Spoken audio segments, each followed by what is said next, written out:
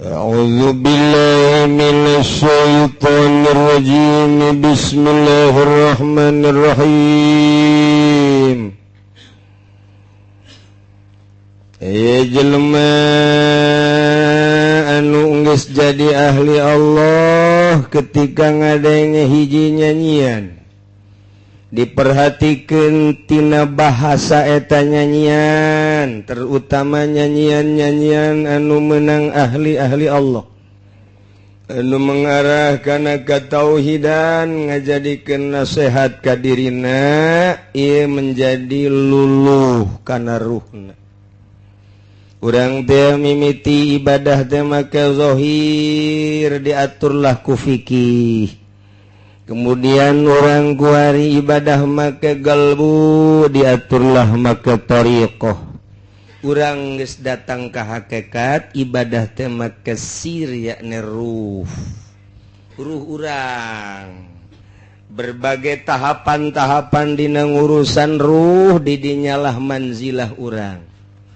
Geus engke diangkat jadi wali rijalul ghaib, jadi nukoba, jadi nujaba, jadi urafa, jadi asaib, terus jadi naon gitu ngaranna, jadi autad. Kemudian naik deui jadi mukhtar, naik deui imam, naik deui jadi kutub. Kitulah ibadah teh. Jadi urang kakarak tahap awal ge can anggeus nyaritakeun urusan fikih. Jangan beberes zohir urang timimiti cai, kemudian wuduna, kemudian sholat, gerakan-gerakan jeung tempatna, eta urang mah masih diutar atur kene.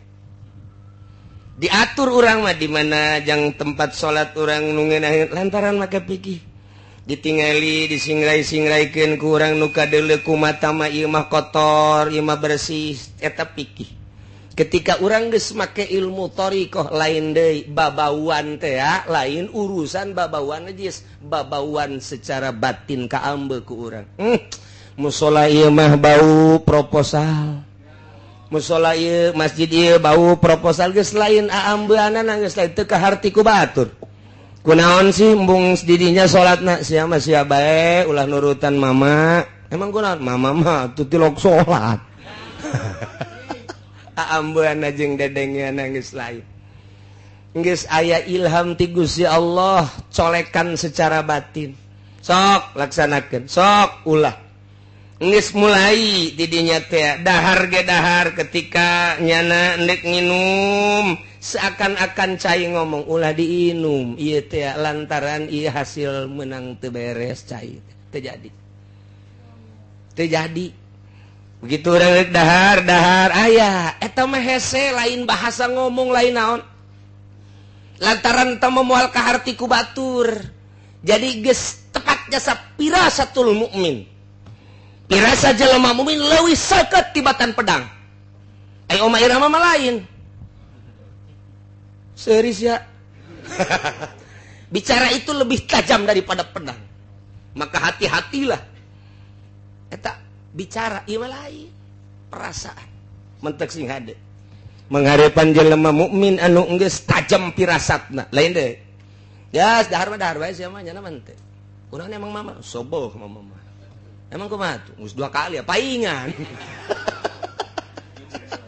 tah mah lain pirasat mah kos kitu mah kamangkaran tah mah ieu pirasat kabelah dituna geus datang ke hakikat nyahoeun tadi mah kakarak bisikan-bisikan melalui ilham kuari mah geus jaho jadi geus jaho kana jati dirina geus jaho jati diri eta sangu jati diri eta cai jati diri eta kopi jati diri dan berbagai-bagai jati diri sakumaha nu ka Kangjeng Nabi ya batu teh uluk salam ka Kangjeng Nabi assalamualaikum ya Rasulullah tangkal kayu assalamualaikum ya Rasulullah tangkal korma assalamualaikum ya Rasulullah Masya Allah kabeh ngaromong kerikil assalamualaikum ya Rasulullah geus nyaho kadenge hakikatna nu matak moal kaharti hiji kiai bebarengan kamari kula maca kitab jeung Habib Rozak aya Habib jualan kitab jadi dibaca sakedeung ku kula nah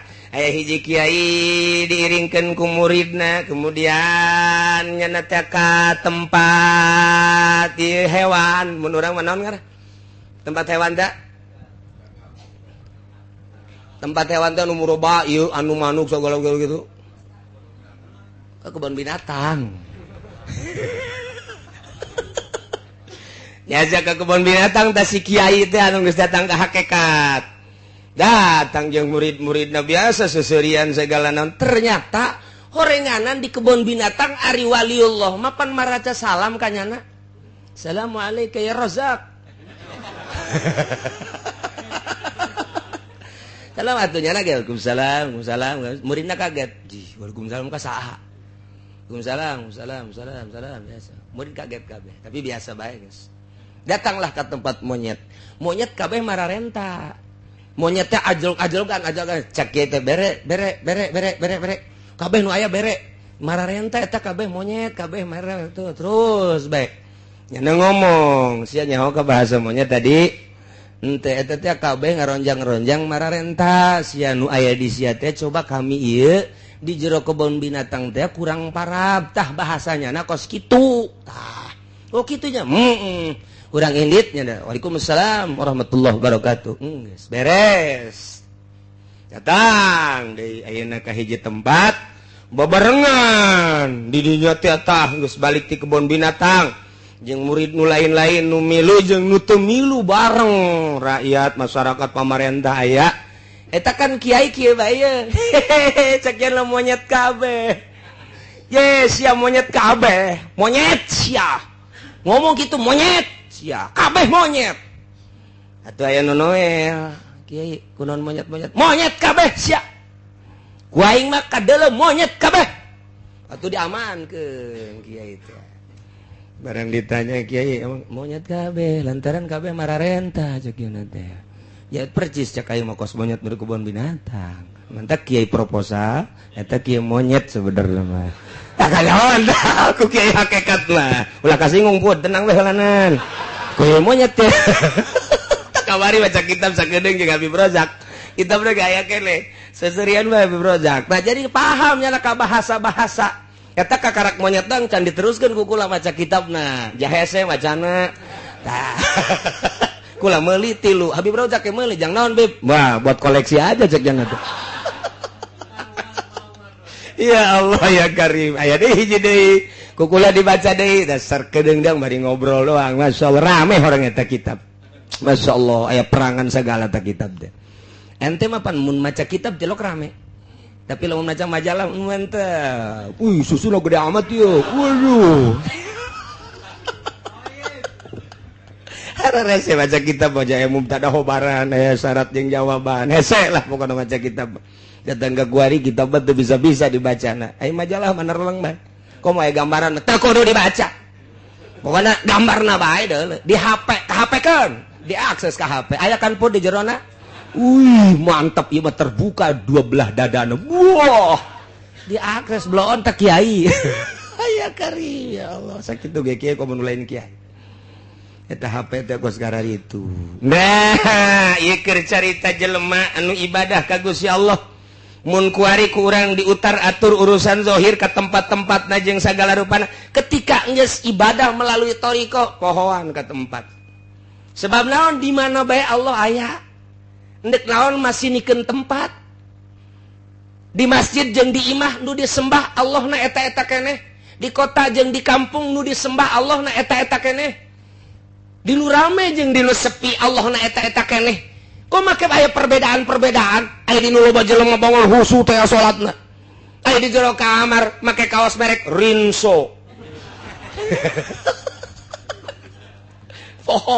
bloon teh kiai di kamar mah tenang bae make kaos cangklek ya Allah akbar nu Rinso nu Dino macem-macem geus teh pokona mah tah tapi kan di masjid mah nya teu sanggupeun da teh make merek Rinso lamun aya kiai nu di kamar jeung di masjid beda eta kiai ondo eta encan nyahoeun cek nya mah meureun di masjid mah aya pangeran di kamar mah eueuh ge aya perbedaan nah eta kiai kakarak berbau pikih doang jadi bae kos kitu ngan mikih encan datang kana noriko ketika noriko tetep bae di luarnya pakai jubah, di jero pakai jubah. Kos kitu bae salat lagi. Sarua bae sebab Allah na eta keneh. Nah, geus nu kos kitu mah mun nyaritakeun Mekah biasa-biasa bae. Sebab naon? Jelema aya nu ka Mekah tapi hatena mah di kandang kebo. Keur toap inget ka eneng. Eneng aing sanu urusannya cek nya. Ada teh jelema nama keur toap deui nya Haji Pudoli. Atuh waduh bismillah Allahumma hatena mah eneng aing di mana? Saha nu ngurus? Pada tadi hareupeun Baitullah. Tapi ahli Allah sanajan di kamar, di imah, di mushola tetap Allah. Teu inget ka eneng, teu inget ka mobil, teu inget ka naon. Paling sekedar kajaki ya lumayan lah. Setik-etikeun teh mah bener bod. Rusak. Lamun lain ahli Allah tetap ibadah rusak bae hese bae. Tak ketika dek we jadi ahli Allah, geus akur bae. Ketika datang waktu sholat di jalan, Allahu Akbar. Tenang bae. Ih, bumi Allah. Kalem bae, masalah. Ketika geus datang ke hakikat, geus lain deui. Geus bae kadeuluna ge teu salat. Kadeuluna ge teu salat, padahal mah salat. Kan kiai teu salat, ulah ngikut kiai geus, ulah sok haju ka kiai sia bae lah salat.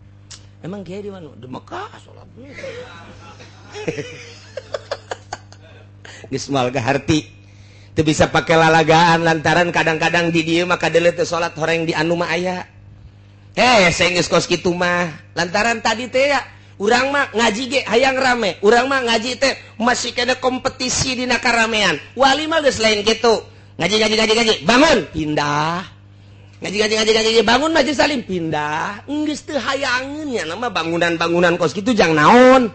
Nu penting mah jelema nyaho ka Allah dituntun ku aing. Tina teu nyaho ka Allah jadi nyaho. Kuari geus jaraho, atuh geus dipasrahkeun, geus geus nyaho, geus titipan ilmu, mama mah deuk berangkat deui. Neangan deui tempat nu sepi, ayo nuduhkeun ka Allah kadanan ku kitu atuh ulah-ulah proposal, besi bau monyet. Ya monyet nu sok kikian besok geura urang ka dieu, ka mana karah ka Solear. Ka Solear, di mana karah Solear teh di mana karah?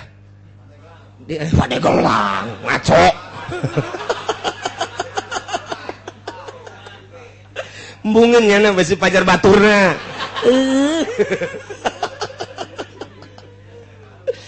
Tah di dieu di Cisoka urang kadinya ronjang-ronjang, tapi aya rajaan. Aya rajaan teh di tengah-tengah nu dararatang teh ya. Kok kanyawan raja pan kadeuleuna nya make makuta. Rupa monyet tapi ternyata jelema kasep. Sasalaman nya biasa uluk salam. Assalamualaikum. Masyaallah horeng kapanggih jeung rajana. Rupana rupa monyet padahal horenganan ahli Allah tukang zikir. Tah, kok sekarang itu geus jadi ahli hakikat ba rupa monyet horeng wali. Aya di lembur mah rupa wali horeng monyet. Mantak asana di dia monyet kabeh. Iya Karim, mung disebut monyet sebagian ceknya na. Aduh ampun, atuh monyet bae.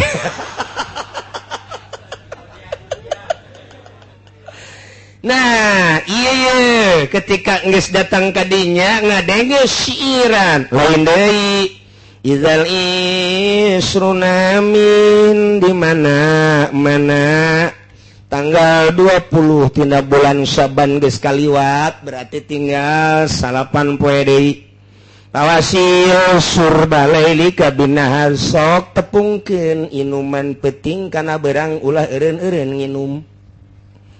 Wala tasodiak dahi sigorin ulah nginum make wadah nu leutik bila perlu kasrol nomor 12 nu gede ember bila perlu mah lantaran pakodoko zamanu ala sigori geus rupak zaman sempit lamun make nu leutik engke kakurangan dina leutik sempit waktu ieu teh nu mentak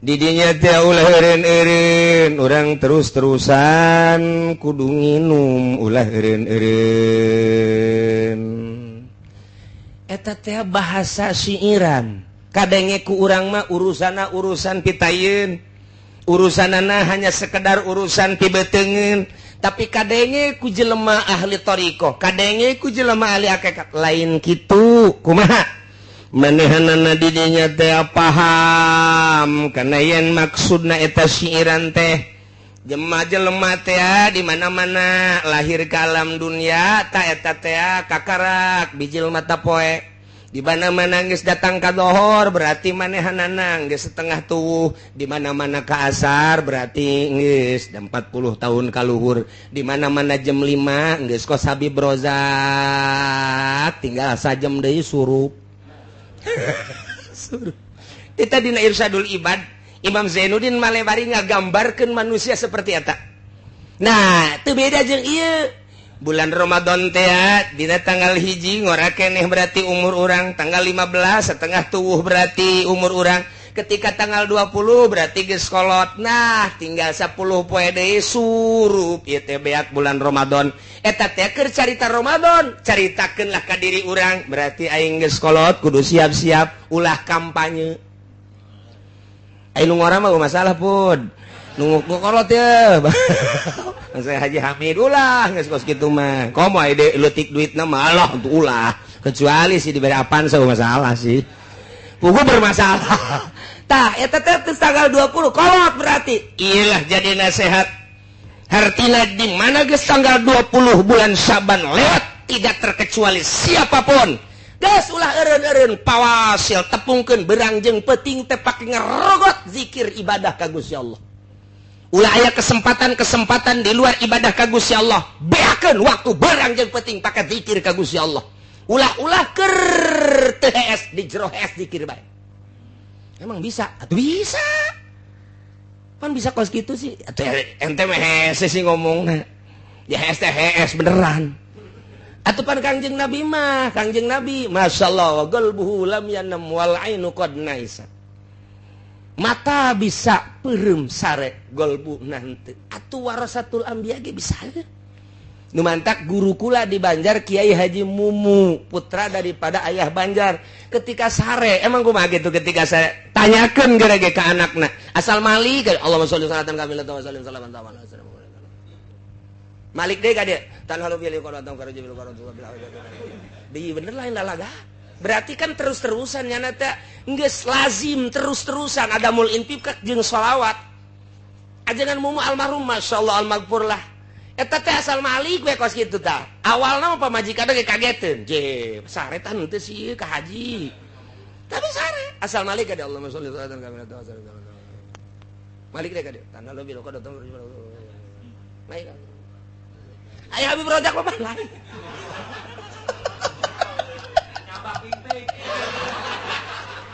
Aduh, Malik dia mazia ke mana? Haju bae leungeun ruga peragapan. Deh, cak pemajikan tadi geus ge.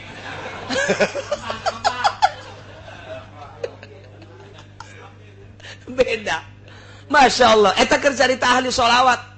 Ahli sholatnya kos gitu mantak anyar-anyar besok ditanya yang penting sare tante sare pan Malik ada gitu ke seri banyana ngimpi lagi atuh pan kapangijeng Kangjeng Nabi atuh kami eta geus ieu mah didongengkeun teh alal hak nyata tanya ka minantuna kula boga babaturan ngaranna Haji Mufti tah di Raja Mandala sagulung sagalang nyana keur waktu panganten kaget lantaran kamarnya na belah dia kamar mama belah dia jadi tak kamar teh kapan nyana ka setengah hadina bilik tah barang geus kitu peuting teh apa ngaranna ge panganten rada kurang hees beureun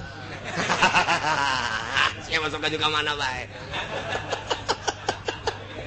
tak keur bejana istirahat gadegekeun nyana kan maca sholawat cek teh terus bae ka dieu maca Malik maca sholawat can ngomong jam pan minantu anyar sapeting dua peting akhirnya kabelah dia ngintip jadi lainnya nu diintip nyana nu ngintip sebab nyana maca sholawat ke situ ieu mah jam 2 cekna masa sholawat diintip koreng Malik asal Malik Allahumma sholli sholatan kamilatan wa sallim salaman ta'ala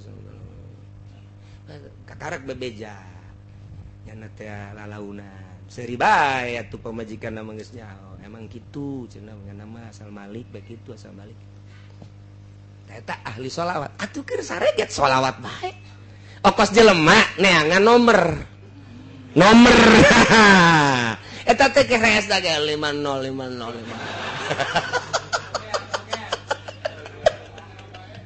ya ieu pawasil surba lailika binhar sok tepungkeun beranjang peuting teh ulah eureun-eureun terus bae nu resep sholawat nu resep Quran nu resep zikir deui kesempatan sapira tinggal 10 poe deui tah eta keur carita umur bulan urang ge kuari mayoritas umur umat Kangjeng Nabi teh 63 nah kuari nu geus 60 tinggal sabaraha tahun deui nah moal ka mana boa siga teh nu geus 62 berarti sabaraha deui nah lamun nu geus 60 kitu 2 bulan 9 29 poe sabaraha deui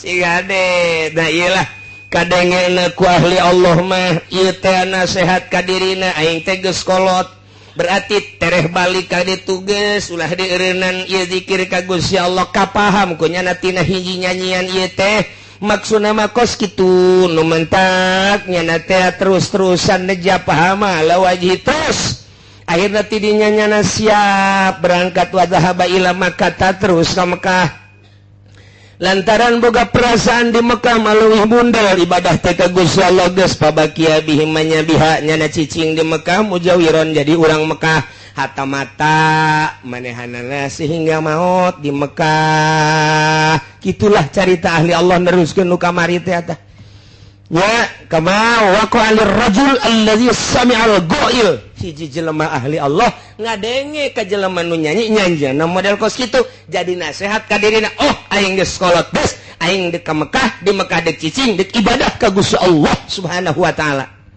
lantaran nyana paham pahimanal umrah idza zahaba juluhu di mana geus leungit gegedena umur berarti faqad qarubal ajal deukeut kana ajal tareh paeh wadoko jeung geus rupek azamanu zaman alal ibadati sugro kana ibadah sugro berarti manehna geus siap lubul maudi allazi takunu fihi al ibadatul kubra nu siap ku ari menuju ibadah anu pohara cek urang mah akhirna manehna hayang ditikel-tikel pedapu fihi amal geus ku aya kitu pindah ka Mekah cicing datang ka maut nah eta teh diprediksi wa hadzal rajul kana minal ulama'il mujtahidin eta lalaki ngan sakadar pangkat ulama mujtahid hungkul teteh walau kana minal arifin mun nyana ahli ma'rifat wali mun cak urang mah eta teh lemah taja ila dzihabi Makkah teu kudu ka Mekah ahli ma'rifat mah bal ibadatul qulub mudha'afah balik tah ibadah hate ditikel-tikel bi'afin katsirah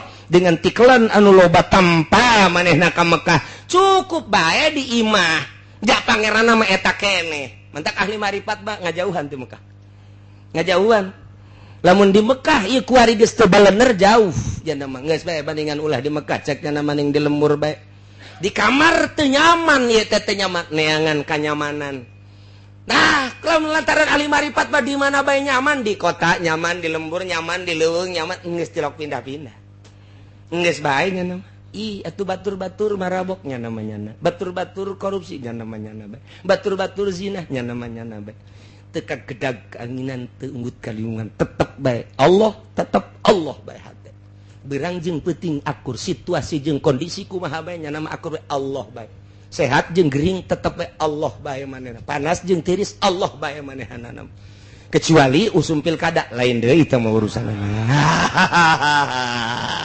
jadi rusak deh bagus